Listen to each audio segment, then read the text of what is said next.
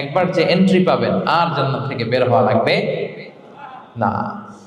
তাহলে সুখ শান্তি আমরা কিভাবে পাবো এটা জানার আগে এই কথাটা আমাদেরকে মাথায় আগে ঢুকিয়ে নিতে হবে যে দুনিয়ার জীবনটা এখানে সুখ শান্তি ক্ষণস্থায়ী, চিরসুখ চিরশান্তির জায়গা হচ্ছে জান্নাত। জান্নাতে অসুস্থতা নাই, আছে?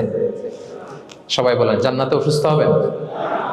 জান্নাতে বার্ধক্য নাই, বুড়ো হবেন না। হ্যাঁ, বিষ্ণু ইসলাম বলেছেন জান্নাতে যারা ঢুকবে তারা হবে আবনা ও সালাসিন ওয়া সালাসিন, 33 বছরের তাগড়া যুবক হয়ে ঢুকবেন, চির যুবক চির যৌবনা।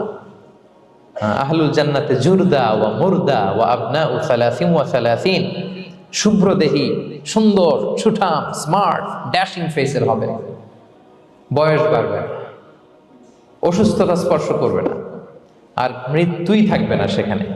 কি বলেন, থাকবে?